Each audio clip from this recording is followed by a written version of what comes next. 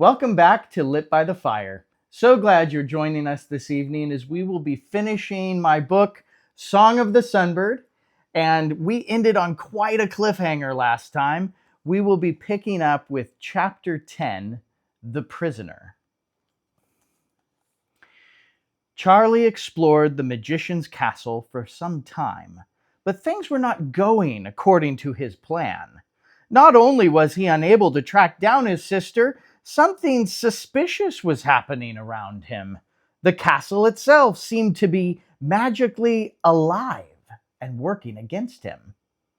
When he first entered the castle, Charlie felt bold and full of nervous energy. He was invisible, something every 10-year-old boy wishes for. As he walked with noiseless steps, Charlie planned his course of action. The magician may be around any corner, but it's a good bet he's waiting in some room, perhaps a place where he can watch over his castle. You have to be smart, Charlie, and move quickly. Keep to the shadows and search the towers. Suzy's bound to be locked away in one of them. Charlie found himself in a large room built around a central staircase. It was the great castle foyer, meant to impress visitors to the throne room. Its previous glory had passed. Cobwebs covered the ceiling. Faded tapestries decorated the walls. The marble pillars cracked with age. Charlie saw that the stairs led directly to the dark throne room. He considered where he should go next. Suddenly he felt a burning sensation on his hand. Candle wax had dripped from the flame, down the long shaft and onto his invisible fingers. It hurt for a second, but then the wax dried, showing the contour of his hand. Charlie gripped the candle tightly. No matter how much the wax hurt, he must never let go of it. That candle was the key to his invisibility. He decided to avoid the throne room and exit through another door hidden across the foyer. Charlie ducked from pillar to pillar, keeping as best he could to the corners and shadowy places. Even though he was invisible, it made him feel safer to be extra careful. His footsteps were light and his breathing careful. He did not want to make a single sound. He sighed in relief upon reaching the door. Passing through, he found himself in a long, narrow hallway. The torches on the walls designed to light the way were not lit. The only light Charlie had to see by was the flickering flame of his magic candle. The color of the flame was an airy blue, so it cast blue shadows down the hall. The candlelight played tricks on Charlie because the shadows it cast seemed to dance with life. Charlie remained rigidly still as he watched them. Those blue shades looked like lingering ghosts, waving him onward, deeper into the castle. "Only your imagination, Charlie," he whispered to himself. "It's only your imagination. Just keep moving." The hall curved and wound in odd directions. It confused Charlie's sense of direction. There were doors on every side. The castle was bigger and more complicated than Charlie had anticipated. Abruptly, the hallway ended at a narrow, spiraling staircase leading up to the next floor. It was his only option, so he ventured onto the first step. Creak! Chills shot up and down Charlie's spine, and he cursed himself for being so careless. He should have known the old wood might creak. Stepping more slowly now and closer to the wall, Charlie climbed the stairs. But every time he heard a creak, it made his stomach sick. He wondered what he would do if the magician found him. The stairway ended at a balcony with an outdoor catwalk that connected one castle column to the other. Charlie looked upon the towering stone structures ahead and wondered which one his sister was in. There, in the center of the castle, one tower reached up higher than the others. Bars covered the windows, making it look like a jail. That's the perfect place to start looking, Charlie thought with satisfaction. Even if Suzy isn't up there, I might be able to see her from that vantage point. So Charlie scuttled across the catwalk, keeping to the shadows as best he could.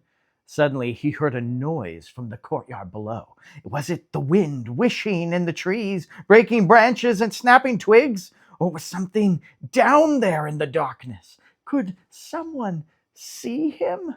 Charlie gripped the candle. I'm invisible! I'm invisible! He repeated to himself. He continued across the catwalk. He did not dare look back. He would be safe if he could just pass through that stone door ahead. Slam! Charlie shut the door and bolted it. The noises were finally gone. He breathed deeply, trying to slow his racing heartbeat. The sooner he could find his sister and escape, the better. From here on out, Charlie shut and locked every door he passed through. It kept the wind from whistling through the drafty castle and frightening him unnecessarily. It was hard to say why he locked the doors as well. Perhaps he was worried he was being followed. Wherever he went, the ghostly blue shadows followed. Charlie trembled. Stop shivering, he told himself, but he trembled again. Stop it! He trembled a third time, and this time the trembling would not stop. The candle jittered in his hand. Its flame flickered all the more. The shadowy figures on the walls appeared to be laughing at his expense. After several more twists and turns, Charlie realized he was hopelessly lost. Which way led to the tower? Had he made a wrong turn? Charlie retraced his steps and came to a door he had earlier passed through. He grabbed the handle and tugged, but it would not open. Of course, the boy told himself, you slid the bolt, silly. He reached up to unlock the door, but now the lock was nowhere to be found. It had magically disappeared. Charlie stared at the door for some time, blinking and thinking, did he just not see the lock? Had he come through this door in the first place? Oh, you'll find a way out, Charlie. Just trust your instincts. He did not know what that meant exactly, but it gave him some confidence back. With every turn, Charlie was heading deeper and deeper into the castle. Panic began to creep over him, and he lost sight of his mission to find Suzy. Even if he found his sister, how would they find their way back outside? More than once he regretted giving up his compass to the wily serpent. Purple candle wax had dripped and molded all over his invisible hand. Charlie did not mind. It made the candle easier to hold stuck to his hands like that, and he no longer felt the burning sensation on his fingers. The stem, unfortunately, looked to be more than halfway gone. He was running out of time. Charlie's anxieties grew as he encountered another spiraling stairwell, larger than the rest, with torches lit along the walls. Strange fire burned in those torches. I wonder if it's magic fire, Charlie supposed, like the fire from my candle? Indeed, both flames were an unnatural color. Charlie's candle burned blue. These torches burned green. Well, they gave off a false light that failed to make the room brighter, but cast shadows all the same. The figures were again shifting and moving and walking and watching. I'm invisible, Charlie whispered. They can't hurt me. Charlie climbed the stairs before him and tried counting how many steps. He got lost at 140. His legs ached badly, so he sat down and rested. It was then he saw the shadows cast by the magic torches. The green shadows were more terrifying than the blue ones. They marched like an army of sneering skeletons. They massed like a mob of angry monsters. Suddenly, the panic in Charlie's mind broke loose. He believed these shadows were real and were now coming after him. Without thinking, Charlie leaped on his feet and sprinted up the stairs, strengthened by the awful fear ripping through his body. Step after step, when would he reach the top? Charlie gripped the magic candle so tight the wax squeezed between his fingers. He clung to it for life, even though he had forgotten he was invisible. Please, please, please, Charlie begged, though he was uncertain who he was asking for help. He did not want to trip and fall. He wanted the shadows to go away, but every time he glanced back, they were right behind him. At last the stairs stopped, and only one door stood before him. It was a rusty metal door, gray and copper, with thick iron hinges. Charlie pushed it open, stepped through the frame, and pushed it shut with a clank. Safe at last. The invisible boy found himself in a circular room with a tall, pointed ceiling. He saw a rickety table with dirty dishes, a barrel of dirty water, and a pile of dirty straw. The floor creaked as Charlie walked across it. On the wall opposite the door, a barred window looked out over the castle, but there were no other passageways or exits. The view from the window wasn't helping him find his sister or a way out, so he turned to exit the metal door he had just entered. But to his dismay, the door had no handle and was impossible to open. He was trapped. What have I gotten myself into? He moaned, peering out through the window bars. This is the very same tower I thought Suzy was in, but she's nowhere to be found. As the last light of Charlie's candle lit the dingy, dusty room, a sneaking suspicion flooded his mind. The food on the table, the filthy water, the bed of straw were fit for a prisoner. Had it been set out for Suzy or set out for him? Charlie sank down on the straw as the truth sank into his soul. This whole time the castle was tricking me, opening the right doors and locking others, scaring me into turning left or right or up and down stairs. It led me here to be captured. All I wanted to do was rescue my sister, and now I'm the prisoner.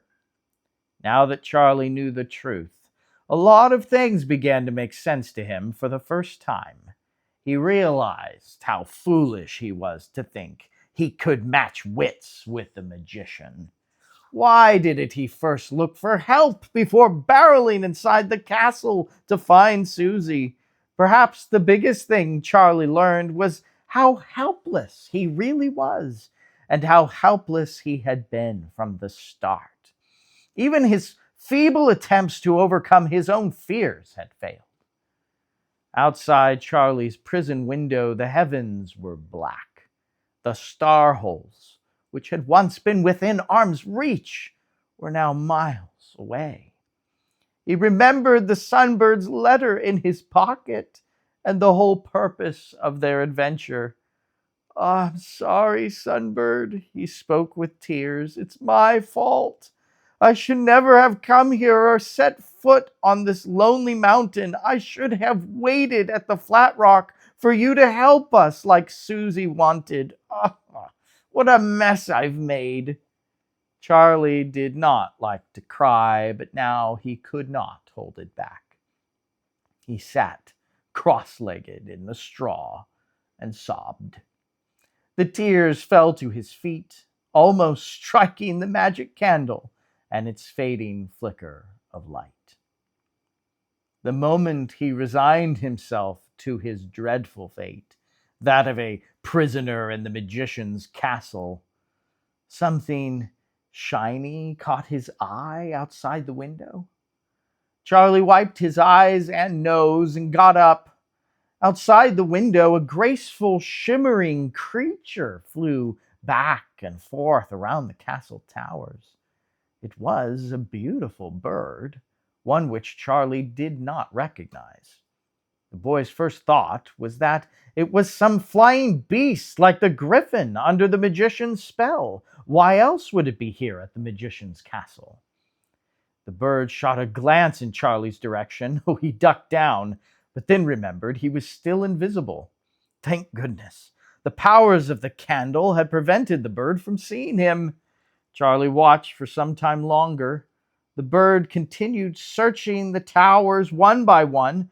There was something comforting about the way this bird hovered over the castle. Its face communicated concern rather than harm. Is he looking for me? If so, he'll never see me if I don't put out the candle. Charlie did not know why he wanted the bird to find him, or why he would abandon the only thing that had kept him safe to this point, the candle of invisibility. If I do that, there will be no way to light it again. But the hope that this bird was a friend and not a foe made Charlie anxious to try. He desperately did not like being alone, and he dearly needed a friend right now. Could he take the chance? What options did he have? As he wavered about what to do, something else caught his eye. The bird held a small object in its claws. The next time the bird passed by, Charlie clearly saw it was his grandpa's brass compass. Surely the bird was trying to return it to him. Charlie licked his invisible fingers. He took a big deep breath and pinched the flaming wick. The magic candle went out. As the spell wore off, his hands reappeared first, then his arms and legs, and lastly his scared and sweaty face. Charlie was visible again. Instantly, the bird saw the boy and came shooting toward the window. Charlie stood his ground, his heart pounding, not knowing what would happen next. With a zing, the bird tossed the compass on the windowsill and flew out of view. Charlie grabbed the compass gratefully, his lost prize. But what was going on? Who was that bird? The seal on the compass lid told the whole story. Burned into the brass was the symbol of the Sunbird. He had seen that image countless times. That's why the bird had looked so familiar and friendly to him. It had been the Sunbird.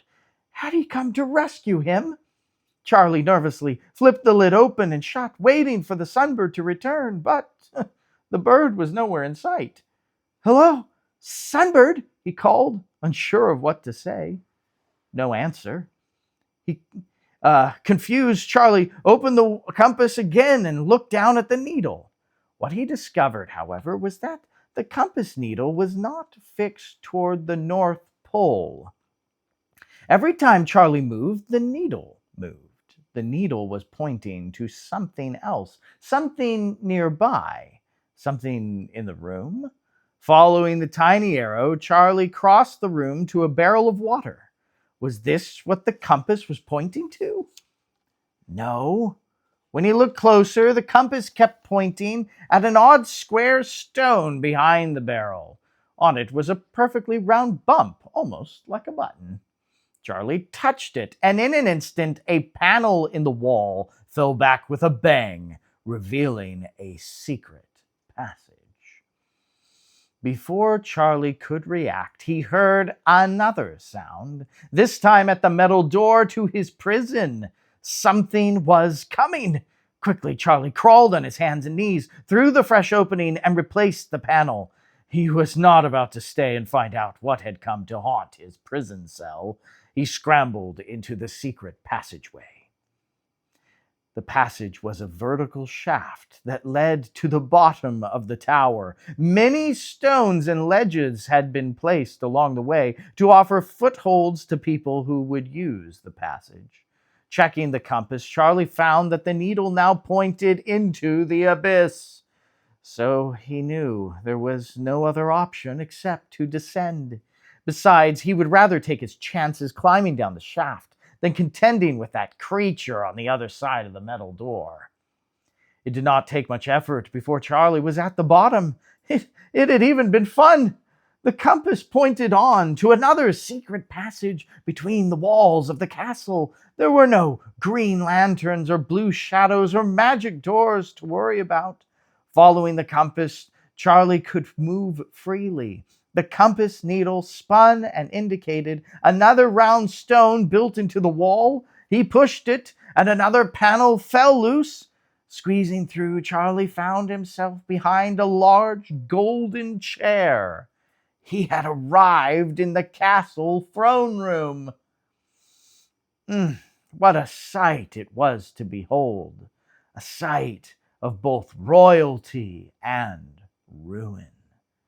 Charlie walked into the center of the room and looked all around.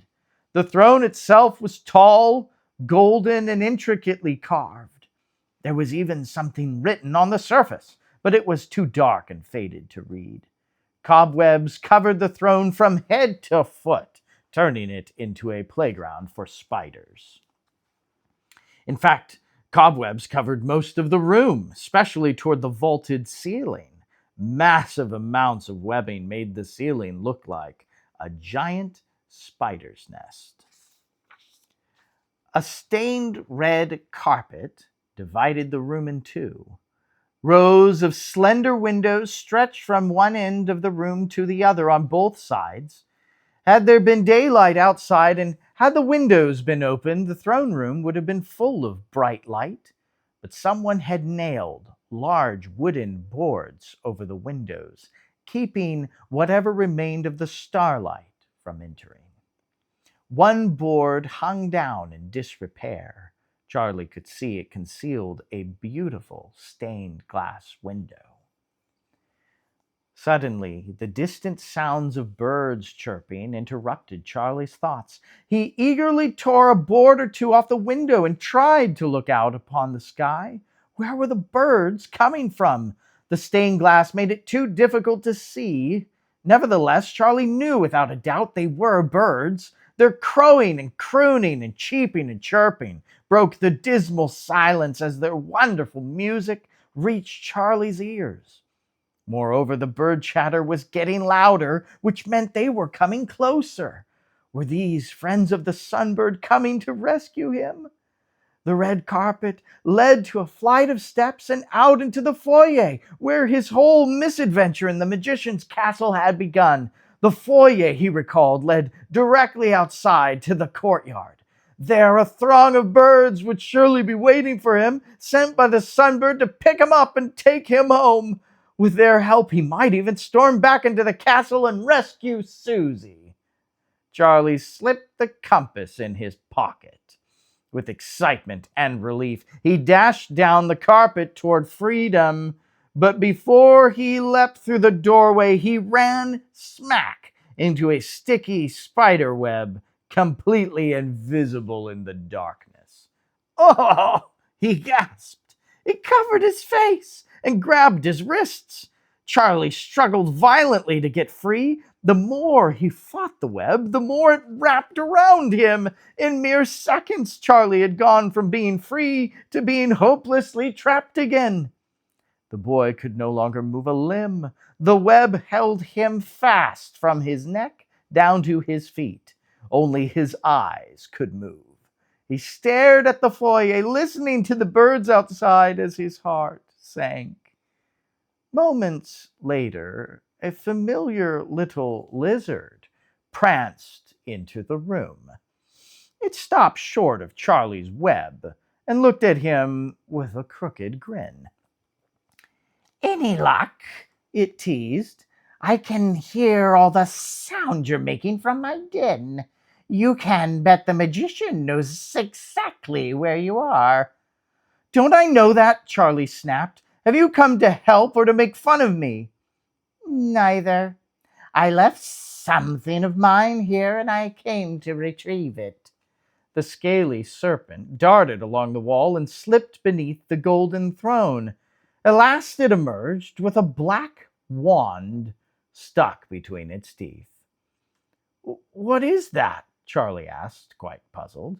"It's the magic wand, of course." hissed the creature with a smirk. "It's the magicians. Can't keep it here with you snooping about." "You know magic?" Charlie implored. "Do you think you can help me down? I'm quite stuck." "Oh, I'm afraid that is not possible," it simply said, skirting back toward the foyer. "Are you just going to let the magician catch me then?" Charlie cried. The serpent stopped and thought a minute, and then turned to face the panic-stricken boy. "Are you sure he hasn't already? You are quite helpless on your own, all alone, helpless." Chills ran up and down Charlie's spine. The serpent laughed, and Charlie recognized where he had seen those beady black eyes before. They were the eyes of the griffin. "You were a fool to think you could step into my castle and escape again alive. The magician takes no prisoners." "Yes, you look like a tasty morsel, yet not for me, but for a good friend of mine." Waving the wand in the air, the serpent cast a powerful spell. Its body contorted and changed, growing in grotesque sizes and shapes. Suddenly, a new leg poked out of its neck, then another, and a third, and a fourth. Its legs grew long and skinny, raising its round body high in the air as the scales grew black and hairy. Lastly, two venomous fangs formed in its mouth. Charlie realized that this shape-shifting creature, the beast with the black eyes, had been the magician all along. "I'll be back for you soon," the magician announced. "First, I must deal with those meddling birds."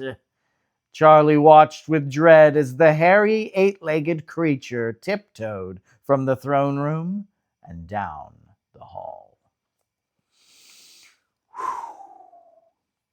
Chapter 11. Breaking the Illusion. Outside the castle wall, a pitiful group of animals gathered to carry out their invasion of the castle. A blind mole, a crippled robin, a sleepy old bear, and a little girl. Did they have any hope of succeeding? The magician was more powerful than all of them put together. "Oh, but remember what the Sunbird said to thee," Gregory cheerfully lisped, though with great difficulty. "Charlie's life is safe in his care. All we need to do is figure out how to get into the castle." Suzy nodded and took command. "Vincent, you were here before. Did you and Charlie visit the castle before climbing to the peak?" On the contrary," the bear replied. "We stayed as far away as we could. The last time I saw Charlie was on the mountain top. I don't remember anything after I fell." "Oh, if I had my wings working, I would fly around and look for an open window," Archibald remarked, sitting on top of Gregory's head. He disliked being grounded very much.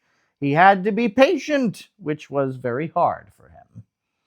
"Oh, good idea, Archie," Suzy determined. "Why don't we split up and look for an open window? Perhaps we'll find one low enough to climb through. The other birds will distract the magician in the meantime." Indeed, over their heads, flock upon flock of birds from the clouded kingdom circled the castle, making the biggest racket. King Gaylord led the charge. Earlier, Suzy and the Eagle King had worked out a special plan for distracting the magician. The birds would fly around the castle and draw the magician out from hiding. Then Gaylord would call out, signaling Suzy's team to enter the castle and rescue her brother. Hopefully, they would get out before the magician even knew they were there. So following Suzy's order, the animals split up. Archibald steered Gregory as best he could, but as usual, the mole was heading in the wrong direction. Left! Left! No, your other left, the robin twittered. Gregory, you're going to hit the wall. Okay, good. Keep going, but make a little adjustment to the right. Oh, you're going so slow. Can't you speed up the pace? Oh, no, wait. Whoa, slow down. Slow down. And with that, the bumbling team disappeared on the other side of the courtyard. Meanwhile, Vincent gazed curiously at the sky. He was a changed bear since seeing the clouded kingdom. Knowing there were sunny clouds on the other side of the stars made him look at the constellations differently. Ah, I wonder what they mean, Suzy, he said quietly, adjusting his glasses. I've been looking at the constellations all my life. To know that birds poke those holes in the sky. How remarkable. What do you see now, Vincent? Suzy asked. Well, look. Can you see that group of stars in the corner of the sky? That's the tail of the serpent constellation. Its time has passed. The bear looked at Suzy with a solemn gaze. Now the spider constellation covers the sky. Suzy shuddered. She hated spiders very much, for she had always been afraid of them. Did the stars mean anything? Had the birds poked their holes deliberately to reveal a secret message? Suzy did not want to know, especially if spiders were involved. Let's look for an open window, she suggested, changing the subject. Vincent and Suzy looked along the castle wall. There, not far from the heavy front doors, was a high stone window. It had no glass. Indeed, it was too high to worry about intruders climbing through. Oh, I wish that window was a little lower. We could have climbed through, Suzy said.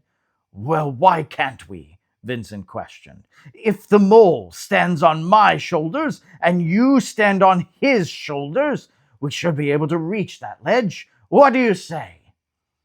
Suzy considered this. Before she could answer, Gaylord the King called out in a screeching voice. He had seen the magician. Overhead, all Suzy could see were birds scattering in all directions, with blazing globes of green fire soaring after them. The magician was attacking them with magic. Oh, they needed to hurry. Archibald, Gregory, come quick.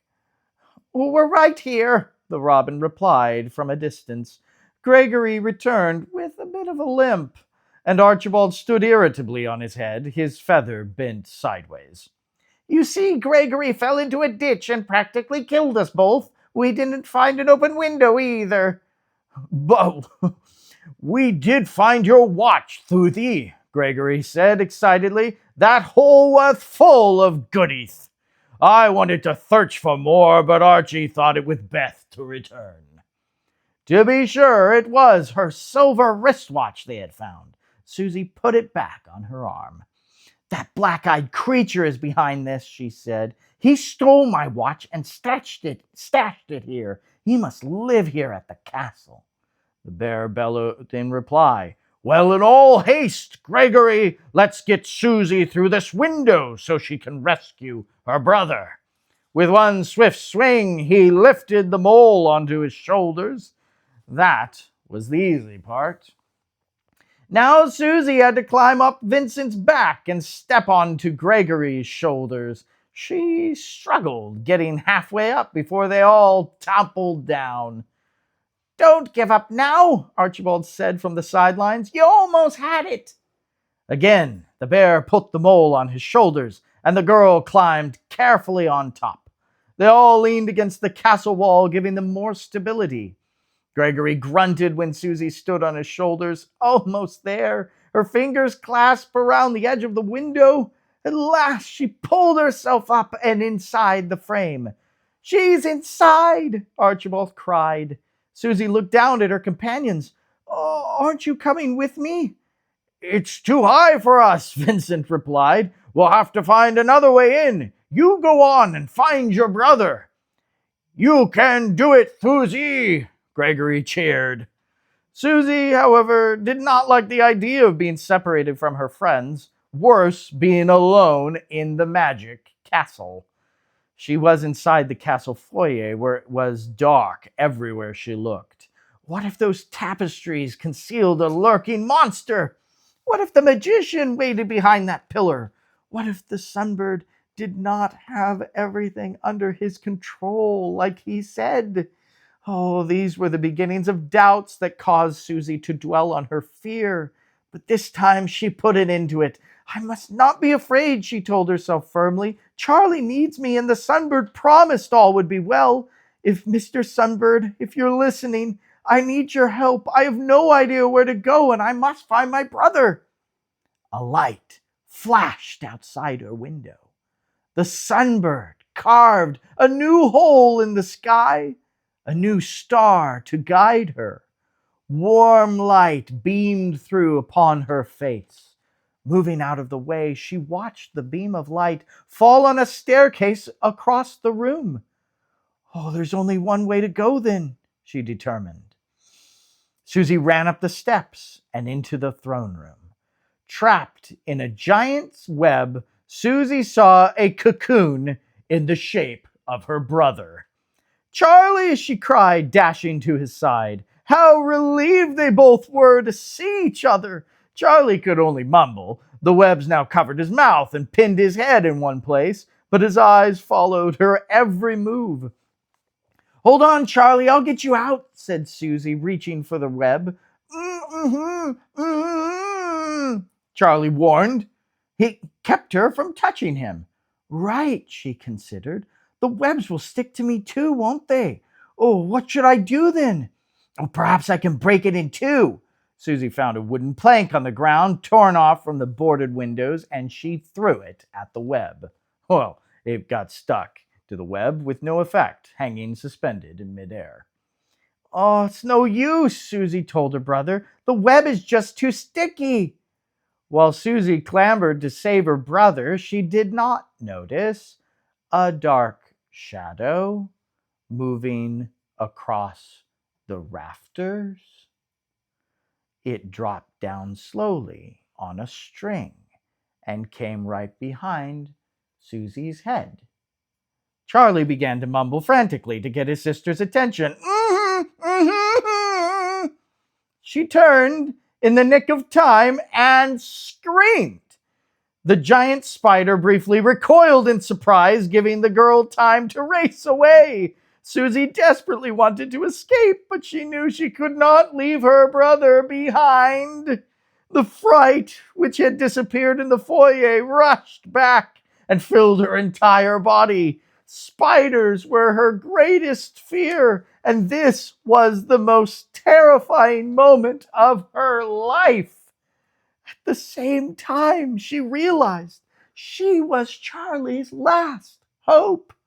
She had no other choice but to stand directly between the spider and Charlie, guarding him.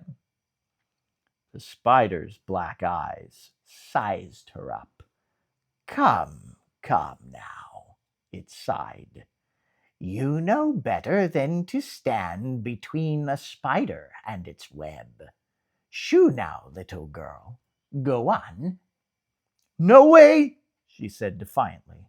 I'm not going to let you hurt my brother. My dear, who said I was going to hurt him? The spider replied gently. Anyone could see he is trapped quite against his will. I was only going to set him free.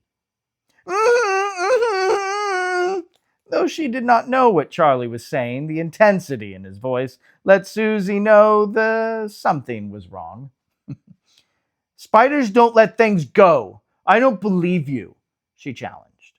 That is because we have never met, the spider said. They call me Midnight. I am one of the magician's pets that live in this castle. Now, I don't agree with much of what the magician does. I'm not a fan of magic, and I rather like visitors to the castle, but the magician will have none of it. You can trust me. But we must be quick before the magician himself arrives. I think I'll wait for the Sunbird to do it, thank you very much, said Suzy. He's going to be here any minute." "The Sunbird," the spider remarked. The hairs on the spider's body bristled, but it maintained its friendly tone. "Did he send for you?" I must admit, I certainly find that hard to believe." "He did send for us," she told the spider with conviction. "In fact, he gave us a letter in Grandpa's basement that can only be read in his light. That's the only reason we came to the Heartlands to begin with." "Grandpa's basement," the spider repeated to himself. "And a letter of summons to the children, the heirs. The Sunbird is moving to carry out the prophecy. This is very troubling. I didn't conquer the Heartlands to have the throne taken from me by a couple of kids." Suzy felt a flush of worry. Had she said too much? "What are you talking about?" she asked nervously. "What prophecy? Conquer the Heartlands? Throne taken from you?" As these words passed from her lips, the truth about the spider became clear. She quickly glanced at Charlie. His eyes confirmed her fears. This spider was no pet. He was the magician himself. That's what Charlie had been trying to tell her. Suddenly, the magician extended his spider legs and towered over the girl. She was very frightened, but she did not run. She had already made her decision. Having faced the Sunbird once after leaving her brother behind, she would not make that mistake a second time. Whatever her brother's fate, it would be hers too. "Now I'm afraid your time has come, little one," the spider declared. "If you will not shoo, then I will eat you too." The magician dropped to bite her. Suzy put her arms in front of her face and yelled without thinking, "Sunbird, help me!" At that moment, something fantastic happened. The Sunbird, anticipating her call, dived through the sky. His shimmering body released a beam of light against the castle windows. That light fell onto a corner of stained glass that had not been boarded up and landed on Suzy, but more importantly, on her watch. It glinted off the crystal, reflecting directly into the spider's huge black eyes. "Ah!" it cried in pain. For a moment, the spider was completely blind. It stumbled backwards and crashed into a wall. How could such a small amount of light provoke such a strong reaction? Suzy could tell something about light was deadly to the spider.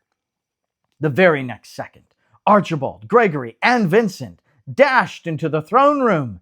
King Gaylord had used his giant eagle body to break open the front doors and let the other animals inside. As for Gaylord, the entrance was just a little too small for him to fit, but the others found Suzy as soon as they could. It was perfect timing. The spider's sight would soon return. Suzy had seconds to tell her friends what to do. "Light is the magician's weakness. We need every bird to tear a big hole in the sky over the castle, enough to let the sunlight through. We must pull down the boards off these windows. The light will blind the magician, maybe even destroy him. Gregory, go tell Gaylord to signal the birds. Hurry! Vincent, help me to tear down these boards." Gregory disappeared with Archie directing the way. Vincent and Suzy started yanking and pulling boards off the wall. Some were well nailed into the stone. Oh, it was slow progress. Too slow. Now the magician could see what was happening. He hissed in fury, "Stay away from those windows." "Reflect the light in his eyes," Suzy cried. Little bits of light already fell upon the floor. The trick was centering the light in the watch and then aiming it at the target. The spider lunged for Vincent first. The bear looked up just in time. A sliver of light hit the rim of his glasses and burned into the spider's leg. The spider screeched in pain, stumbling to the ground. The bear dodged just before those venomous pinchers caught him in the tail. Now Archibald and Gregory returned to help rip boards off the wall. Archibald could do very little because of his size, but he did manage to call out a warning whenever the spider prepared to pounce on someone. "Look out, Suzy! Archibald chirped. The magician, incensed, turned on the Robin Prince.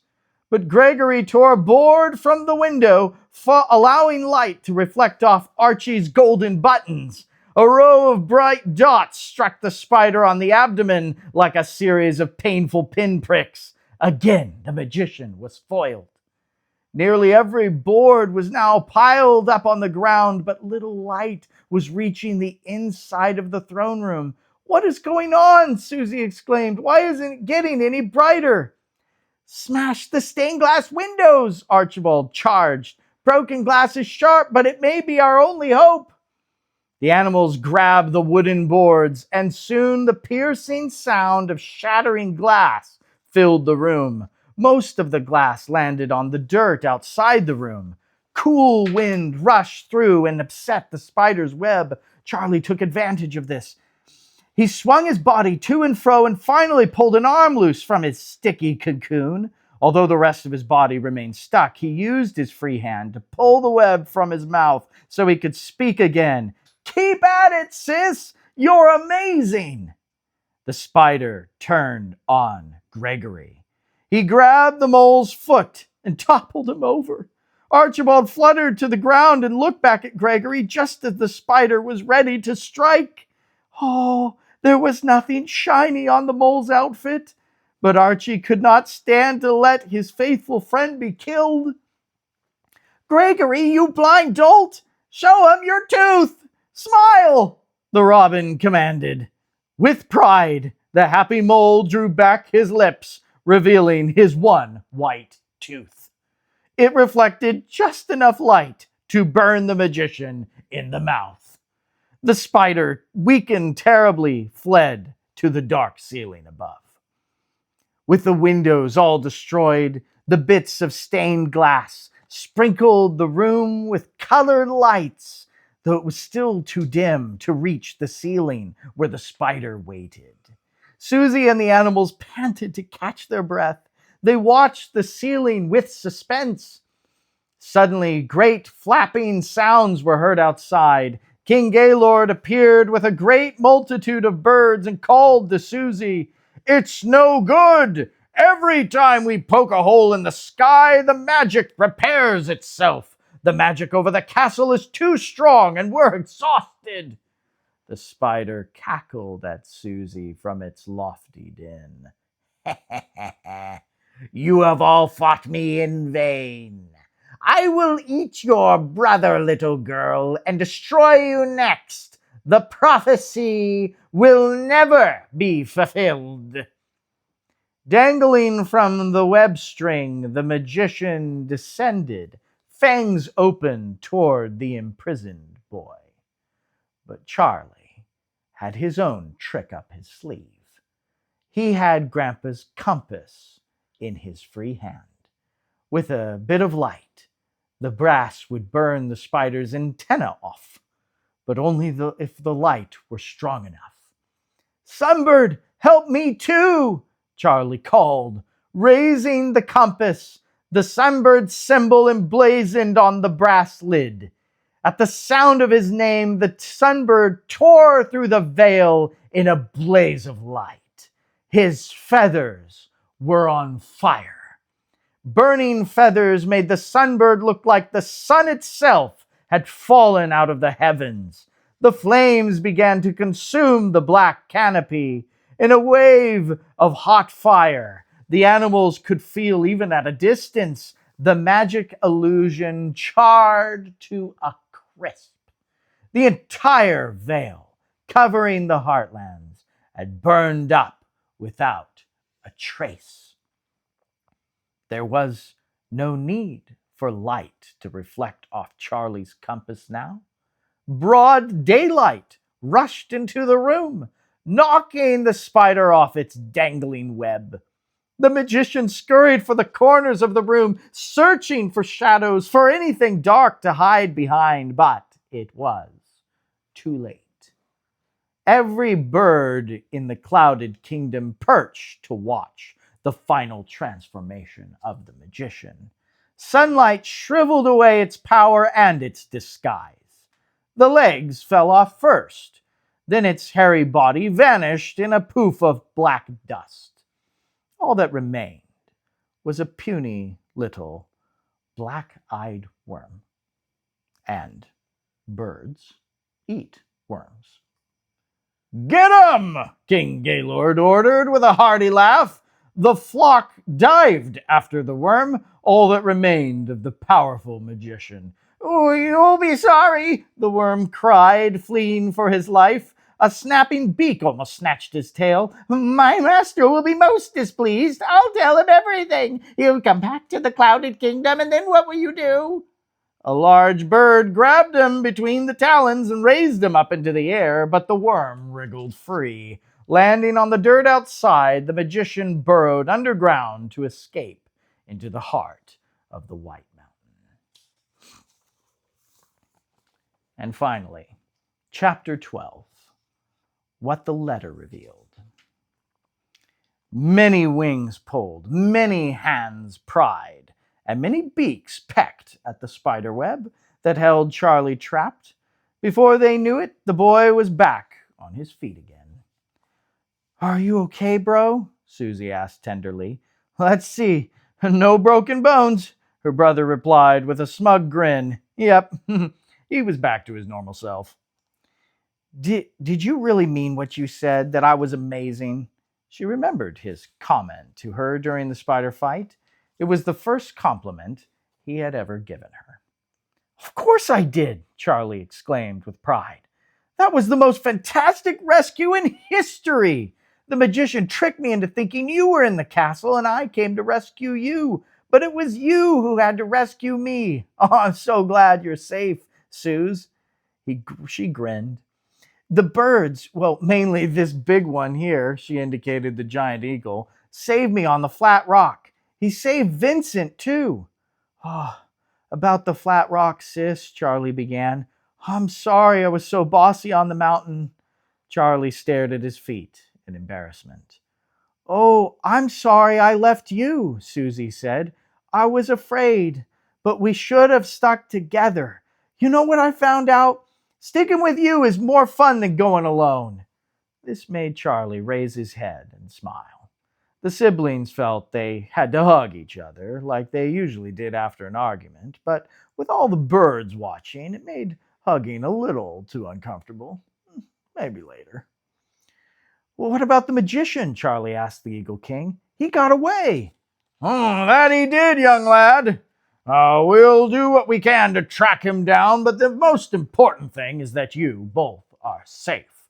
"What a spectacular show, huh? After many years, the Sunbird finally saw fit to destroy the black veil over the Heartlands."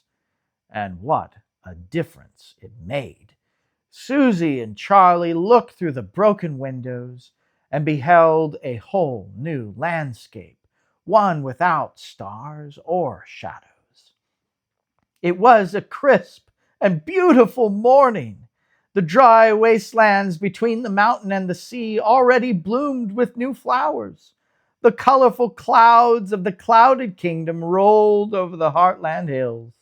No longer was there any division between the two realms.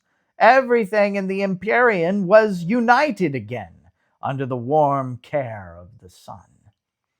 "Tell me, King Gaylord," Suzy inquired, "why did the Sunbird wait to destroy the veil? What was he waiting for?" "Oh, for the prophecy of the throne, I assume," the king exuberantly replied. "Go look. Upon the seat of the golden throne you will find a special inscription. It appeared there long before the magician came, back when the ancient man who ruled the Heartlands disappeared." The ancient man? There was more to this world than Charlie or Suzy knew. Wiping the cobwebs and dust from the seat, Charlie read the inscription loudly so that all could hear. The prophecy of the throne. "The darkness of midnight will overtake until the stars shine and illusion break. When from below two who don't get along journey inside upon the Sunbird's song. When from above a shooting star descends and marks the beginning of their amends. When at last two heirs for the Sunbird call, light shall conquer darkness once and for all." "What does it mean?" asked Suzy. "Well, if we knew what it meant, then it wouldn't be a prophecy," the giant eagle laughed. "But we were told nothing about this," said Charlie, confused. "Are Suzy and I the two who don't get along?" "Well, duh, Charlie," his sister said sarcastically. "Of course we are." Archibald explained. "But you see, that wasn't apparent when we first went underground. We didn't know you two had anything to do with the prophecy. The Sunbird was going to bring everything to light, but as it turned out, the magician ambushed us before we could reach him." "Besides," Vincent cut in, "I don't think our journey up the mountain was about fulfilling a prophecy. Now, granted, I'm quite convinced that I'm the shooting star the prophecy talks about. I sure fell from the sky like one. Even still, I think our journey was really about us. The Sunbird, for whatever reason, picked me out of my cave and turned my world inside out, and he did a lot for your friendship, too." Charlie and Suzy looked at each other. The bear was right. Suddenly, Gregory shouted from the back row, "Charlie guy, do you still have the letter? I've been dying to know what's written on it." The boy reached into his dingy pocket and retrieved the note. It was a bit soggy and wrinkled from the journey, but still in one piece. "What are you waiting for?" King Gaylord commanded. "Climb on my back and we'll go meet the Sunbird right now." Charlie and Suzy and Vincent climbed up and clung onto the eagle's feathers. Archibald and Gregory each held onto a foot. In no time, Gaylord was soaring straight up toward the sun. Every bird in the kingdom followed after, but Gaylord was simply too fast. The birds could not keep up. When they reached the high court, Archibald, Gregory, and Vincent stayed behind with the eagle. This time, Charlie and Suzy would stand in the white sun rays alone. "It takes a moment to get used to," Suzy told her brother, "but once you realize he's for you and not against you, it gets a lot easier." Suzy held Charlie's hand as they passed into the pure light. She was calm and relaxed, like Gregory had been before. Charlie squinted and squirmed until he eventually surrendered to the sunlight. He had the very opposite feeling of being invisible. He felt exposed, which worried him a great deal. What if the Sunbird saw him like this and didn't like him anymore? All his pride and self-reliance did not seem a fit in a place like the Clouded Kingdom, where everyone worked together. He would have a lot to learn. A joyful song came to the kids' ears and put them both at ease.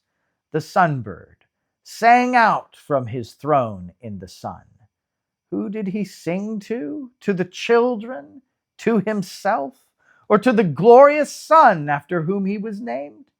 Charlie and Suzy began to feel out of place listening to the Sunbird's happy song, but soon their fears took to flight.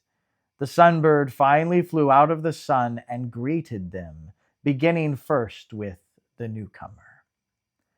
"My Charlie," he said warmly, "I'm glad to see you and your sister together in my kingdom at last. You are both very welcome here." "Thank you," Charlie replied, at a loss for words. "I have the letter which you sent to us underground. We have no idea how to read it." The Sunbird perched on the platform next to them. His sharp yellow beak, orange head feathers, and fiery red eyes looked at them keenly. He was full of energy and held it back only for their sakes. "Why don't you open it up now and see if you are able to read it?" he suggested knowingly.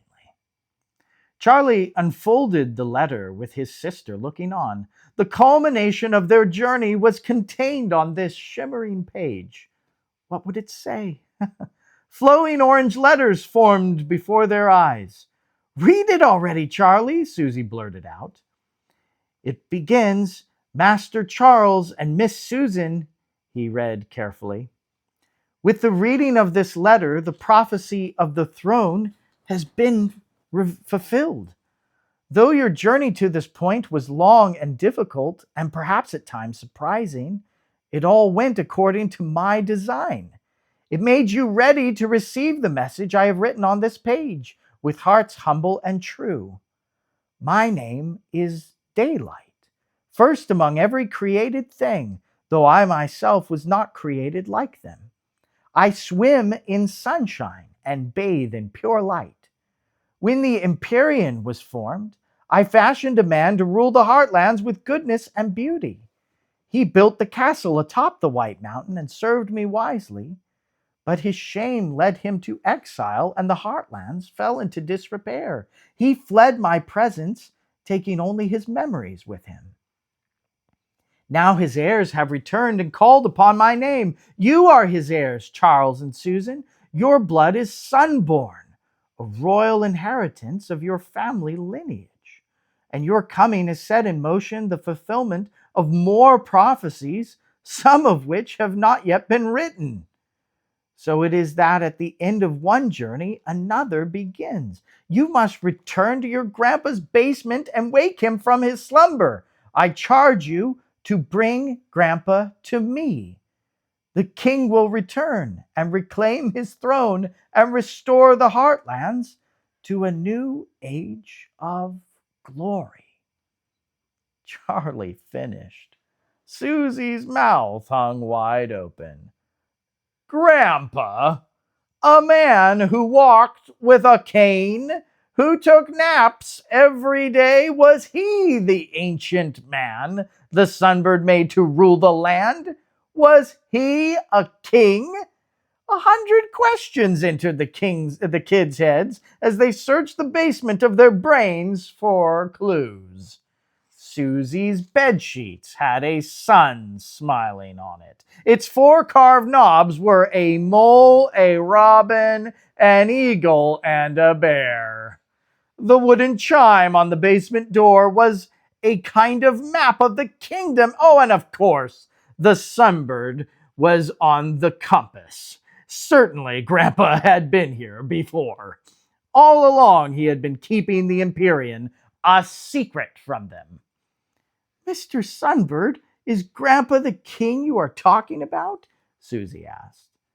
There is much you wish to know, Suzy, and that curiosity will serve you well. Keep it and master it, the Sunbird replied. For now, the only question that needs to be answered is whether you accept my charge. Will you wake your grandpa and bring him to me? Charlie and Suzy looked at each other. Oh, you bet we will, Charlie vowed. We only need to know the way home. The Sunbird smiled. You will need much more than that, my Charlie, but your spirit is strong. Guard the fire of your courage with all diligence. With that, the Sunbird pulled 2 shiny objects out from his feathery coat. I have gifts to aid you on your journey home. My Charlie, your present is this egg of gold. Take good care of it, because it is very precious to me. The boy held out his hands with trembling excitement. The golden egg was heavy and about the size of a football. Charlie had never seen anything so valuable in his life. Just wait till his friends back home saw this. And Suzy, the Sunbird continued, your present is more personal still. I give you one of my head feathers. It will help you to remember me when I am distant, helping you tame your fears. And it may serve some other purpose as well. The girl received it with gentle fingers. The feather was half the size of her arm, a radiant orange color with beautiful patterns running up and down its length. But for Suzy, knowing the feather had been plucked from the Sunbird's crown, it was too dear a gift. She started to cry. I don't want to go just yet, she whimpered. Not when we just got here. There, the Sunbird cooed. Once again he pulled her to his breast and comforted them. When you return, it will seem like such a short time has passed, and with a little hope, there will be more than just the three of us to share in our delight. I remain with you, Charlie and Suzy, even after you leave my kingdom. Suzy no sooner had dried her eyes than the Sunbird had left. She remembered what Gregory had told her. No goodbyes with the Sunbird. Charlie and Suzy watched him sail away toward the sun until it was too bright to see any further. With their gifts in hand, the kids returned to their friends waiting at the base of the high court. Moments later, they were streaming over the sunny skies again. Down they flew over the angled climb of the White Mountain. For the first time, the mountain actually looked white. The unique minerals which formed the peaks and valleys sparkled in the sunlight. Next, they crossed over the patchwork of foothills that rested at the mountain's base. Look over there, Suzy cried, pointing beneath them. Near the flat rock, a herd of unicorns stood grazing on the hillside. Oh, could they be the same unicorns who'd almost trampled Suzy, the lyrium? In the sunlight, their wild desires were tame and even graceful. One of them looked up at Suzy and flicked his horsetail as he watched her pass. How different things were in the light. As they speedily crossed the desert plains where the dry riverbed wound toward the ocean, it became apparent that Gaylord intended to land. He's taken me home to my cave, Vincent told the kids. We already discussed it. Birds live in the clouds and bears in caves. Still, I'm going to miss the clouded kingdom very much. Will he rebuild your telescope? Charlie asked him. Oh, no way, the bear replied, cinching his glasses up on his nose. There are other professions more suited to a bear than science. Perhaps I'll take up writing a book of our adventures. When it's done, it would give me an excuse to visit the Sunbird so that I might read it to him. It would give us an excuse to visit too, Suzy said with a smile. Vincent hopped off Gaylord's back and waved goodbye as the eagle shot off again toward the ocean, their final destination. On the way, Charlie saw the dark forest where they had first encountered the magician. With the light beaming through the trees, the forest looked more like a great orchard in bloom. Though in some places the trees were thick, there was no threat of losing your way. Inevitably, the traveler would come to a clearing and know exactly where he was. At last, the eagle reached the sandy shores of the imperial ocean. Somewhere beneath the waves, gravity flipped upside down. How strange it will be to walk on the outside of the earth again, Charlie thought to himself. Gaylord landed with a hop on a grassy knoll overlooking the waters. Archibald and Gregory emerged from within his orange feet and came to give Charlie and Suzy their goodbyes as well. They would not be going back with the kids to Earth. Though I can't imagine we'll never see each other again, the robin stated, except in Gregory's case. I can't imagine he'll ever see anything, period. By the time we're back with Grandpa, Charlie said, your wings will have grown out. We'll get to see you flying again. Goodbye, Suzy, the mole lisped. I have to say what a pleasure it was to travel with you. You will have to meet my mole children one of these days. Suzy could hardly bear it. She gave the mole a mighty kiss on the forehead. Thank you, Gregory. I'm gonna miss you terribly. Charlie was not one for long goodbyes at this point in his life. He was already dreaming of future adventures in the Empyrean, which didn't leave him with much interest in saying farewell. However, he knew better now than to run ahead. For their next adventure, he and Suzy would stick together. Hand in hand, Charlie and Suzy ventured into the warm seawater. It lapped against their thighs, then their waists, then their chests. Soon they were swimming. The children looked back toward the shore as they moved into deeper waters. Each stroke took them farther from their friends, but closer to home. Behind them, Archibald, Gregory, and Gaylord were waving them on encouragingly. Before them, the exotic oceanids sang and played in the waves. The Sunbird had already commissioned them to ensure Charlie and Suzy would reach the underground passages safely. Little had they realized the journey that awaited them when they first entered the Heartlands, and who knew what would happen upon their return. But for now, only one thing really mattered.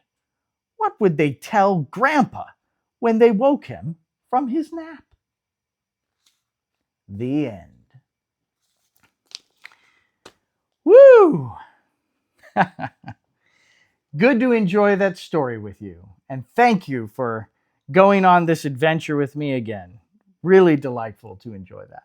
Well, this has been another Lit by the Fire, and we'll pick it up again next week with a brand new book. Looking forward to it. For now, take care.